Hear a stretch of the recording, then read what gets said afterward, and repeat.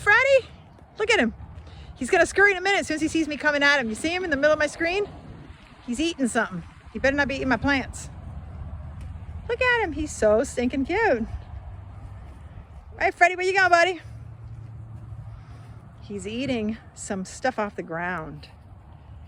And I don't think he's really gonna want me to get too close. Let's see how fast he can move. Whoa, who's Speedy Gonzalez? Check him out. Off he goes. And into his burrow. Yep. Actually, he's not all the way in his burrow yet. We're gonna creep up on him. There he is. You see him? He's right there. He thinks he's hidden, but he's not. Freddie, what are you doing, bud? He's pretty, isn't he? He's real pretty. Yeah, there he is. I don't want to bother him. I don't want to pester him. I don't want to scare him. We're not allowed to anyways. So we'll let him do his thing. He's hanging out there. I actually wanted to show you guys that we got some new plants today. We went to a town called Florida, which is Florida without the F. Don't know why it's pronounced differently, but there was a gentleman there who sells grafted plants. And we bought these 3 from him. So one of them, they call it the big head mango, which is this guy here. The mangoes are huge, and I think I showcased those mangoes in a previous video that you can go check out. So that's grafted, which means they attached you see right there, they took a stalk from another mango and attached it to this mango. So what this mango is going to do now is it's going to bloom faster. It'll give us fruit quicker. That's the mango. Then we got another, and I believe, if I'm not mistaken, this is a large fig. We do have another fig on the property, but it's small. It's very tiny, very short. This one's supposed to turn into a really large tree. And then this one here is a cashew tree. So we'll see how these do. The mango is definitely grafted. The other 2 do not appear to be grafted, but we don't need them to be, I think. So we should be okay. Plus, check out the roof. They're almost done. They have to finish the other side, but the roof is looking swanky.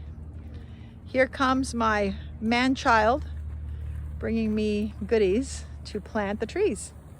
Isn't he adorable? Yum, yum. And then we also got another plant. We stopped at Lowe's. We were looking for something else, but we ended up buying just a bunch of like dirt and cow manure and all that so that we can plant the new trees. And we ended up getting this little guy for about 13 bucks. He's a Cavendish banana. And dwarf Cavendish banana. So I think by dwarf, they mean that the tree will not get very tall, which is fantastic. Because when the bananas start to grow, it's really hard for the tree to hold itself up. So that's it for this, guys. We're gonna go ahead and put these in. I have my supervisor slash lover slash whatever else you wanna call him right here, and we're gonna figure out where they're going. Husband. Exemplary, yikes, okay, that's a mouthful. All right, kids, have a good one. Talk to you guys soon. Look at the sky. Somebody's angry up there. I don't know if that was for I think they're bowling. family or for our videos because you did the camera wrong. Good morning, people, friends, watchers. Who's that over there making noise? Oh, there she is. Yeah. All right. So mulberry, we found this at Lowe's the other day. $90 for dwarf mulberry. And that's about the max height. It says 2 to 6 feet. Well, that's more than 2 feet, and I think it's actually already more than 6. Hey, but great. I don't care. It can get as big as it wants. And I remember eating mulberries as a child growing up in Wisconsin. They are delicious. Now, there's our hole with a berm around it. We're following the instructions that came on the bottom here from the nursery. So let me explain what we've done so far. Right there is where the sand line starts. This dark area here was actually really good soil. Normally when I start digging in this yard, it's sand immediately, straight away. So what we did is we dug we made our hole, and we kept as much dark soil as we could. All right, so we got it in those buckets. And then behind the barn, we actually started a pile of 2 types of soil, just sandy, not very nutritious soil, and then a pile of dark soil, which is going to be combined with our compost in the future.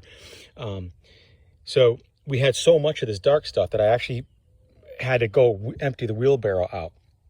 As I dug down and got to the sand, then the sand went back in the wheelbarrow. Once we got the hole to the right size, we then made the berm per the nursery's instructions, and we are now at the point where we're going to take our compost,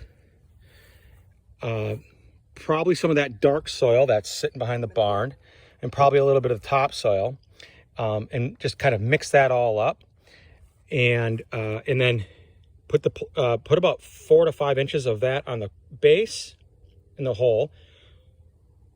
Put the plant in, and the hole is about twice the size of the pot, and then it says make sure the plant's about 1 inch above the soil line, right, or the yard line. So that's right there, and then there's the berm.